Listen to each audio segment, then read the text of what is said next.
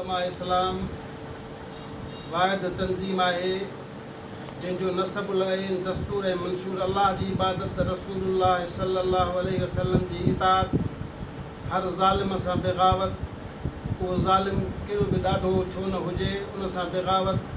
ऐं हर मज़लूम जी हिमायत, उहो मज़लूम कहिड़े नसुल कहिड़ी ज़ात पात सां तालुकात रखंदो हुजे, बग़ैर कंहिं मतभेद जे उन सां मदद करणु ऐं ताउन करणु असांजो नसबुल ऐं असांजो दस्तूर आहे। जीअं त मरकज़ खां असांखे हुकुम थियो आहे, अल्लामा राशिद ख़ालिद महमूद सुमरो साहिबु असांजो क़ाइदे मोहतरम उन्हनि हुकुम फ़रमायो आहे त हारियुनि सां जेकी ज़्यादती थी रही आहे, सारियुनि जो अघो मुक़ररु सही न थियण जे करे, लात घटि वधि थियण जे करे, कॾहिं 1600 आहे, कॾहिं 1800 आहे, कॾहिं 2000 आहे, जॾहिं त असांजो भाण DAP जी ॿोरी फ़ी ॿोरी कैश में 15,000 रुपया, रखत में 22,000 रुपया ॾिनी वञे थी,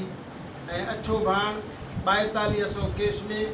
ऐं रखत में 6,000 6,500 में ॾिनो वञे थो। हारी एॾा वॾा बार खणी करे ॿनियूं आबाद करण जी कोशिशि कनि था, नतीजे में उन्हनि खे अन जो अघु सही नथो मिले त पोइ हू मफ़लूज थी वञनि था, ग़रीब थींदा वञनि था रोज़ानो। 2022 जी बोर्ड खे ॾिसो, उन में हेॾी सारी हारी खे तकलीफ़ पहुती, ग़रीब मज़दूर खे तकलीफ़ पहुती। उन खां पोइ ॿिए साल ते 2023 में अनो सही न लथो, उन खां पोइ 2024 में अन जो अघु न थियो, हारी खे तकलीफ़ ऐं जेको आहे नुक़सानु पहुतो इंतिहाई घणो। उन जे ख़िलाफ़ जमियत उलमा इस्लाम सरापा एहतिजाज आहे। अॼु खां वठी असांजो एहतिजाज आहे जेसिताणी सारियुनि जो अघु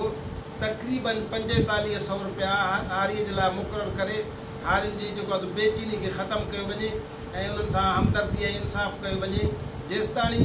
हारी जो इंसाफ़ न थींदो, उन जी दाद रसी न थींदी, उन जी फ़रियाद रसी न थींदी, तेसिताणी जमियत उलमा इस्लाम उन सां गॾु बीठल हूंदी। कुल में मिलाए हारी मज़दूर सां कुल में मिलाए गॾु बीहंदासीं ऐं उन जी मदद ऐं ताउन में रोडनि ऐं रस्तनि ते एहतिजाज करे जेसिताणी हारी जो हक़ नथो मिले ओसिताणी एहतिजाज कंदासीं।